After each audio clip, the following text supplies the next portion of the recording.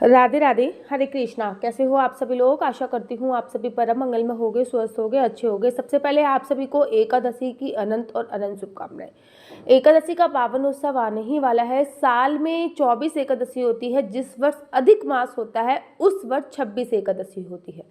महीने में 2 एकादशी आती हैं। एक एकादशी शुक्ल पक्ष की होती है और एक एकादशी कृष्ण पक्ष की होती है।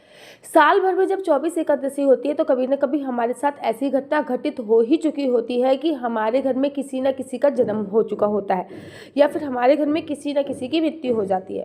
तो आज की वीडियो इसी पे आधारित है कि अगर आपके घर में किसी का जन्म हुआ है या फिर आपके घर में किसी की मृत्यु हुई है, अर्थात आपके घर में अगर सूतक लग रहा है या फिर आपके घर में पातक लग रहा है, तो एकादशी का व्रत किस प्रकार से किया जा सकता है। क्योंकि एकादशी एक ऐसा व्रत है जिसको बीच में छोड़ा नहीं जा सकता, जिसको शास्त्रों में छोड़ने की मनाही होती है। तो सूतक पातक में हम लोग एकादशी का व्रत कैसे करें, आज की वीडियो इसी पे आधारित है। सबसे पहले मैं आपको एक बात क्लियर कर दूं। लोग कहते हैं हमारे ना दूर के रिश्तेदार हैं, उनकी ना डेथ हो गई है, क्या हमारे घर पे भी सूतक लगेगा? हमारे दूर के रिश्तेदार हैं, उनके ना बच्चा हुआ है, क्या हमारा घर भी अशुद्ध हो गया? एक बात मैं आपको क्लियर कर दूं, दूर के रिश्तेदार अर्थात 11 पीढ़ी तक आपके घर पे सूतक पातक लगता है। हमेशा याद रखिए, सूतक पातक 11 पीढ़ी तक लगता है। हाँ, 11 पीढ़ी तक लगता जरूर है, लेकिन हर पीढ़ी दर पीढ़ी के हिसाब से जो उसके नियम होते हैं वो अलग होते हैं। जैसे कि पहली दूसरी तीसरी पीढ़ी में तक के लोगों को 13वीं तक के नियम करने चाहिए या फिर सवा महीने के नियम करने चाहिए। चौथी और पांचवी पीढ़ी तक को जब तक बाल नहीं बन जाते अर्थात 6 दिन के नियम करने चाहिए। सातवीं आठवीं नौवीं पीढ़ी को कम से कम जब तक अर्थी नहीं जल जाती तब तक के नियम का पालन करना चाहिए। तो हर दर पीढ़ी सूतक तो लगता ही लगता है, नो डाउट, सूतक पातक तो लगता है, लेकिन उसकी जो टाइमिंग होती है वो घटती और बढ़ जाती है। तो आपको क्लियर हो गया कि अब आप ये नहीं कहोगे कि दीदी हमारे दूर के रिश्तेदारों के यहाँ पे बच्चा हुआ है, क्या हमारे घर पे भी लगा? मतलब क्वेश्चन ऐसे ऐसे होते हैं।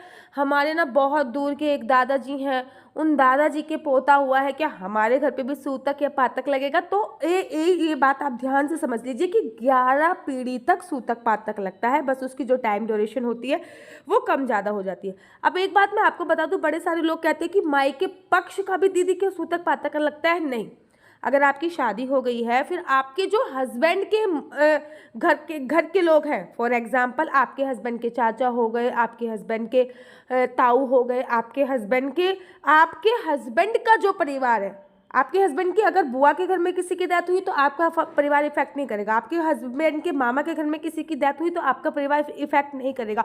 आपके हस्बैंड के पापा की साइड के जितनी भी फैमिली मेंबर होते हैं, जैसे कि चाचा हो गए, जैसे कि ताऊ हो गए, बड़े पापा हो गए, छोटे पापा, इन लोगों का परिवार ही इफेक्टेड होता है। अगर ये कहूँ कि मैं आपकी नानी की तरफ का कोई परिवार इफेक्टेड होता है, नहीं, क्योंकि उनका गोत्र अलग हो जाता है, उनका कुल अलग हो जाता है, और जब भी गोत्र और कुल अलग हो जाता है तो वो सूतक पातक आप पे इफेक्ट नहीं करता।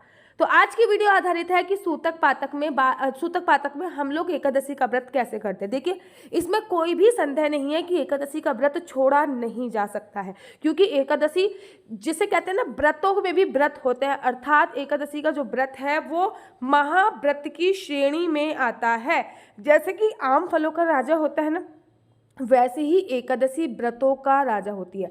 पद्म पुराण में तो यहाँ तक वर्णन आया है कि एकादशी का व्रत रखने के बाद आपको कोई और व्रत रखने की शेष आवश्यकता नहीं होती है। तो आज मैं आपको बता रही हूँ कि एकादशी में आपको किस प्रकार से पूजा अर्चना वंदना करनी है। एकादशी वाले दिन आपको, जिस दिन अगर आपके घर में किसी की डेथ, आपके कुल परिवार में किसी की डेथ हुई हो या फिर किसी का बच्चा हुआ, तो आपको सुबह सुबह उठना है। पानी में आपको केवल और केवल नींबू डाल के स्नान करना है। वैसे तो मैं कहती हूँ गंगा जल डालो, यमुना जल डालो, सप्त नदियों में से किसी का जल डालो, लेकिन इस समय पे पानी में आप केवल नींबू डाल के स्नान कीजिए या फिर आंवले का रस भी डाल के स्नान कर सकते हैं। बिकॉज जो हमारी देव नदियां हैं उनको स्पर्श नहीं कर सकते। भगवान की आप लोग प्रत्यक्ष रूप से पूजा अर्चना वंदना नहीं कर सकते। आप लोग पानी में नींबू डाल के या फिर आंवले का रस डाल के स्नान कीजिए। उसके बाद अच्छे से कपड़े पहन लीजिए। फॉर एग्जाम्पल, आपने एकदम पीले रंग के कपड़े पहने, जरूरी नहीं है कि हमेशा नए कपड़े पहने, लेकिन ये बहुत आवश्यक है कि हमेशा धुले हुए ही कपड़े पहने। पीले रंग के कपड़े पहन लिए, आपके मंदिर के पट दरवाजे बंद रहेंगे। आप अपने किचन एरिया में गए या फिर यहाँ पे आपके कोई भी पौधे लगे हैं, देव पौधों को छोड़ के, जैसे कि तुलसी को स्पर्श नहीं करना है, पीपल को स्पर्श नहीं करना, बरगद को स्पर्श नहीं करना, मनी प्लांट वगैरह लगा, कोई भी पौधे लगे हैं या तो उनके पास जा सकते हैं या फिर अपने किचन एरिया में भी जा सकते हैं। हाथ में थोड़ा सा आपको जल लेना है और मन ही मन में ये संकल्प लेना है कि मैं आज अप्रत्यक्ष रूप से एकादशी का व्रत रख रही हूँ। मैं भगवान की प्रत्यक्ष रूप से पूजा अर्चना वंदना नहीं कर सकती क्योंकि मेरे घर में सूतक या पातक लगा हुआ है, इसलिए मैं अप्रत्यक्ष रूप से भगवान की सेवा अर्चना वंदना कर रही हूँ, पूजा कर रही हूँ। भगवान आप इसको स्वीकार कीजिए। आपको ऐसे संकल्प लेना है। उस जल को आप अपने किचन के सिंक में भी डाल सकते हैं, किसी भी पौधे में डाल सकते हैं, लेकिन देव वृक्ष नहीं होना चाहिए। अब आपको यूट्यूब के माध्यम से उस एकादशी के व्रत की कथा सुन लेनी है और आपको यूट्यूब के माध्यम से आप विष्णु सहस्त्र नाम का पाठ कर सकते हैं। मतलब मंदिर में नहीं जाना, किसी भी प्रकार से कोई तिलक नहीं लगाना, कोई दिया बाती नहीं होगी, लड्डू गोपाल को स्नान इत्यादि नहीं होएगा। हाँ, अगर लड्डू गोपाल हैं आपके घर पे तो वो आप सूतक पातक लगने से पहले ही किसी और को दे दीजिए ताकि वो उनकी सेवा पूजा अर्चना वंदना अच्छे से हो जाए, क्योंकि आपके यहाँ पे कोई भी पूजा पाठ नहीं होएगी, ना किसी भी प्रकार का कोई दिया जलेगा।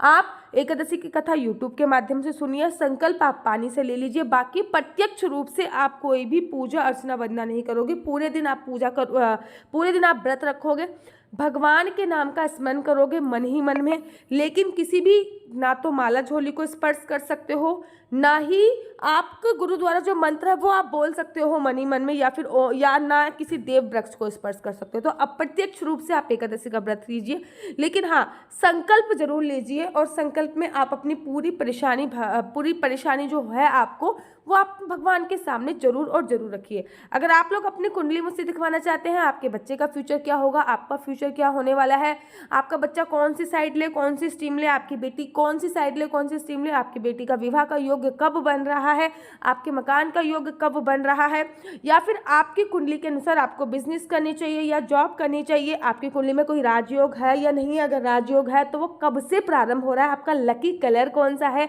लकी नंबर कौन सा है, और आपको किस फील्ड में हाथ आजमाना चाहिए, कौन से ग्रह आपके नीच भाव के हैं, कौन से ग्रह आपके उच्च भाव के हैं, ये सभी मैं आपको कुंडली के माध्यम से प्रोवाइड कराती हूँ। हाँ, लेकिन इसको देखने का थोड़ा सा चार्ज है, ये बिल्कुल भी फ्री नहीं है। आपको नीचे मेरा व्हाट्सअप नंबर दिख रहा होगा, आपको इस पर संपर्क करना है। और अगर आपको मेरी वीडियो अच्छी लगती है तो आप अपना यूट्यूब चैनल हरि बोल को लाइक से सब्सक्राइब करना बिल्कुल भी मत भूलिए। तब तक